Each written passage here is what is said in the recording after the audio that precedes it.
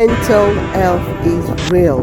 Speak to someone. There's someone out there that you can trust and share things with. There's someone. Sometimes in life, talking from my own experience, there's a stage you get to, you start being more of a friend than a parent, especially us from the diaspora, mainly from Nigeria. Beginning to the end.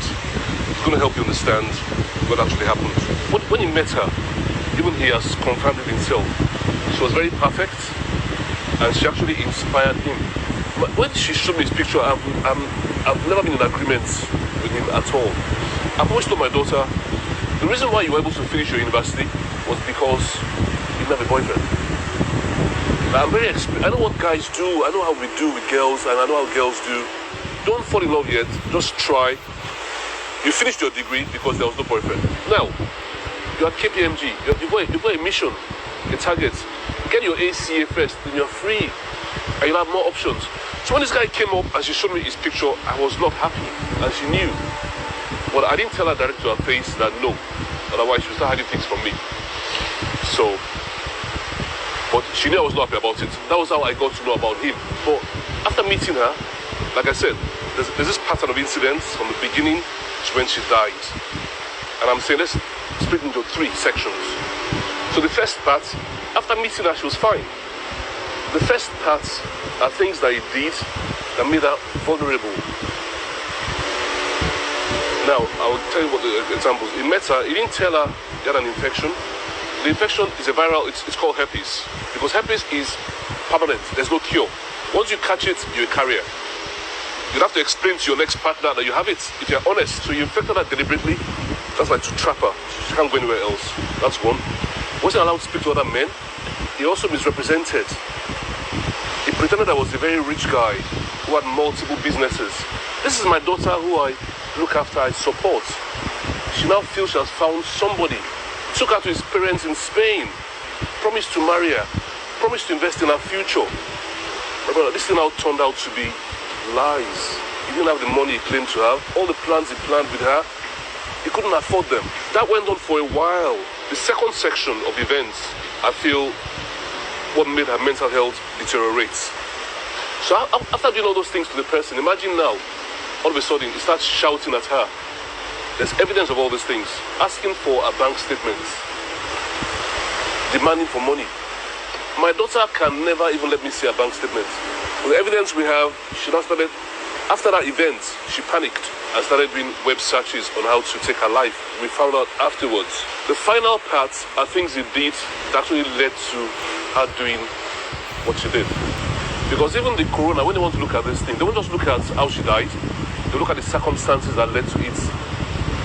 So the final things which he did, which I think broke the camel's back, the final straw, after shouting and demanding for a bank statement, he now went and stole a password. Broke into her phone when she was sleeping. This he has already admitted in writing. When she was sleeping, stole her information, threatened her with the information he stole by saying that he had told her friends, removed her from his house violently, and seized her passport, which required to claim the money and other belongings, kicked her out. So I've broken into your phone, I've stolen your information, I've threatened you, and I pushed you away.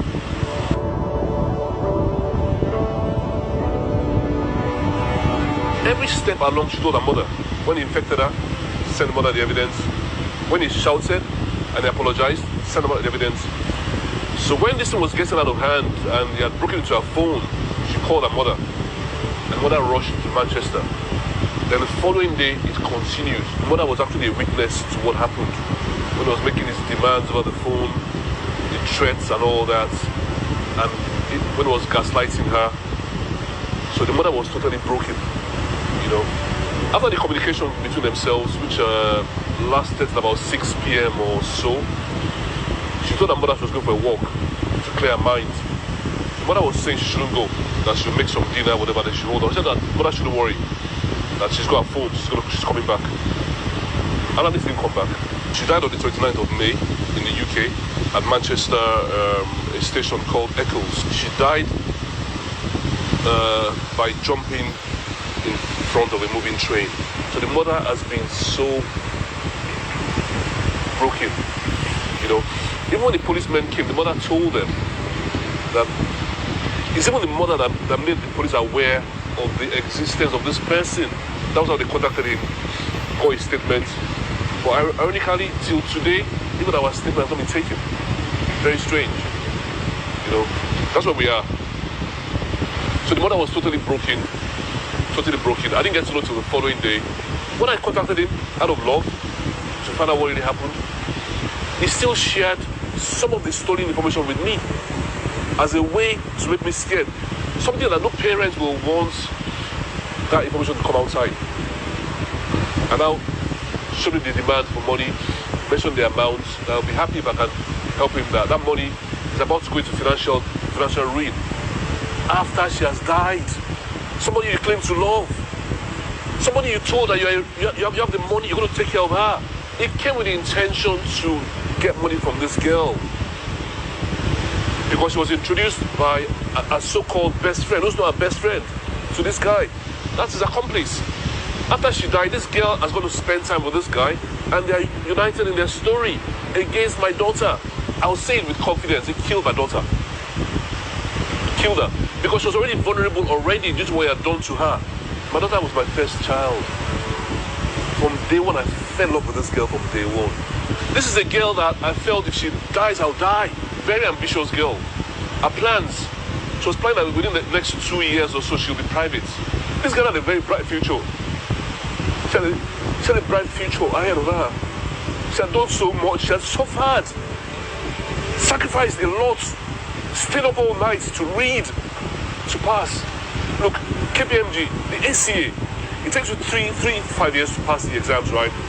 She passed it in 10 months. 10 months! Trying to impress her father as well. And to get there very fast. Because she saw that I was very slow in my own starting and my startup. She tried, she really tried.